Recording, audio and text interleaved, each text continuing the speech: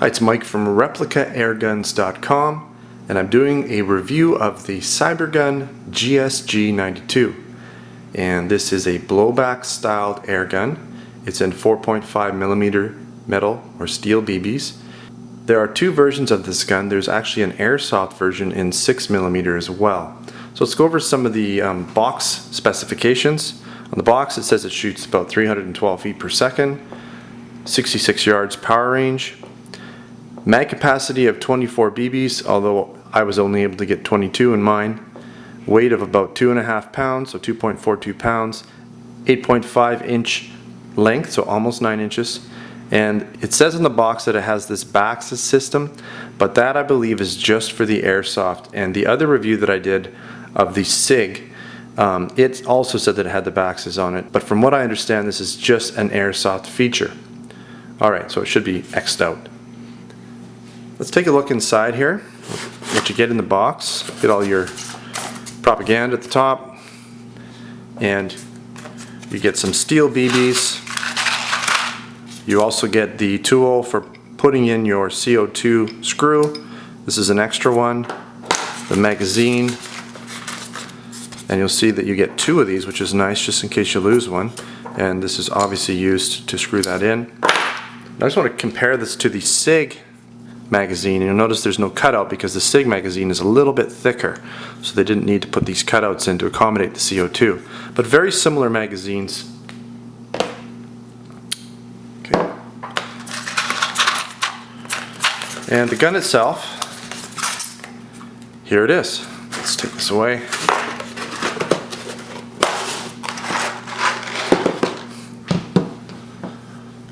Okay, so it's an all-metal gun with a few exceptions.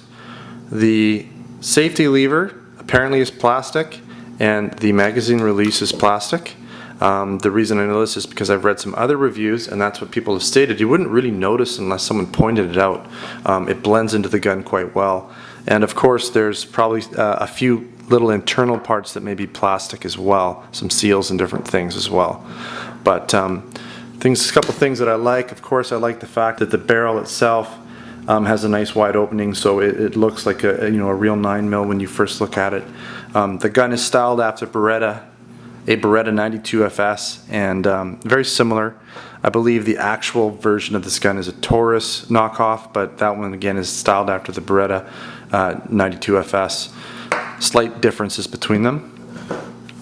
I want to quickly compare this gun to the other gun that I reviewed, the SIG from Cybergun. So let's put them side by side just so you can get an idea of the size. And you'll see that they're very close in size. They have a similar weight. So there's a lot of similarities. They're made by the same company, obviously. There's a little bit of gun oil on here. I like to oil up my guns. Let's put the SIG away. Pop the magazine in. And you can see it gives you a nice little extra length on the handle, which is nice if you have big hands. So I like that on this gun. It looks pretty cool as well. Let's go over some of the components. Now this is your safety, which only works when the hammer is cocked. No decocking lever on this model, and that would be in the fire position. You see the red, and you might want to watch my other video on how to full auto mod this, but on the airsoft model I believe you can go full auto, and that was disabled on this model, maybe for who knows, maybe because it's a BB gun. There might be some other regulations, but it's very easy to fully auto mod, and so you can check out my other video. When you put the safety lever all the way to the bottom, you get full auto. Now it will wear the gun down a little quicker, and it will go through CO2 a lot quicker as well. So let's field strip this gun, and to do that you push this little button in and then rotate all the way to the back, and then slide your barrel off. Move this out of the way for now. You push this all the way out and hold it, push your barrel in, and then your barrel simply just drops down once you get it all the way to the end. Never works for me. There we go. All thumbs. So you just got to get this part past here to get the barrel out. And then I'm not going to let go of the spring because it's hard to get through there again, but that's basically the three parts. You've got your slide, your barrel, and then your spring area here. So let's put it all back together.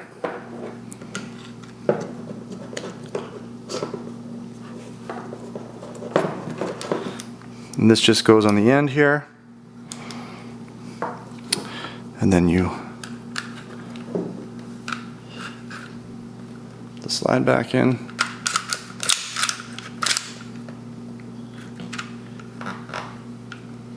And then that's it.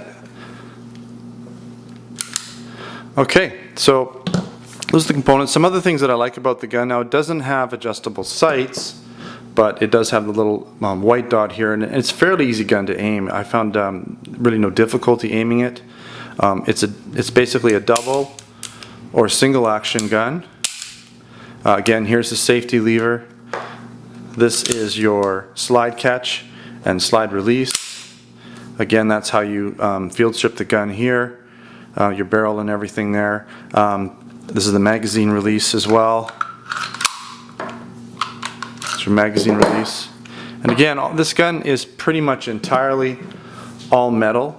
It really is a fantastic gun. I just want to show you something really quickly. I took it out, did some shooting with it, so just give you some of my input on what I found. And this is a pretty good grouping, so you can see the extremities here. It's about maybe 2.5 to 3 inch pattern, and I shot this from about 25 feet. And this was just, you know, shooting fairly quickly, a couple seconds between shots. I didn't have any kind of rest or any way. It wasn't supported on anything, just basically free shooting, and it did very well. It shot fairly on target, and it grouped quite nicely. So the gun has a very light trigger because of the fact that it's blowback, and all the action and everything is handled by the blowback action, so the hammer's cocked and everything, so it's ready to shoot right away. Very light trigger. It actually surprised me how light the trigger on this was. Now, I was able to get around 60 shots per CO2 cartridge, so that's about 3 magazines. So that means, you know, if your magazine holds about 22 rounds each, which was what I was able to put in, then I was getting about 3 magazines. Now, when you start shooting full auto, you get a lot less. You might be lucky to get 2 magazines when you're shooting full auto.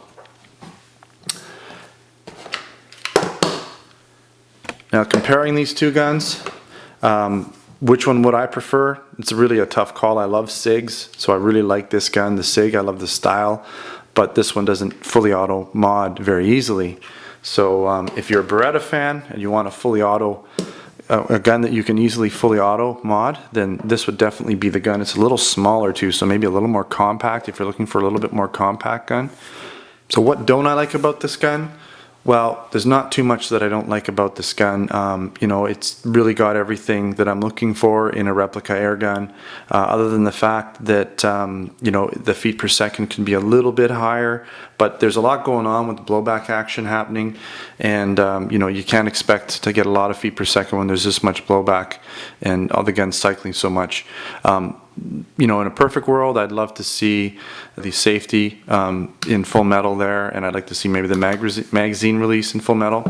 But they're small things, and overall this gun's just awesome. So I'd highly recommend it. So definitely make sure to come back and check out the field test that I'm going to be doing on this gun in the very near future. And don't forget to check out replicaAirguns.com when you get a chance. Take care.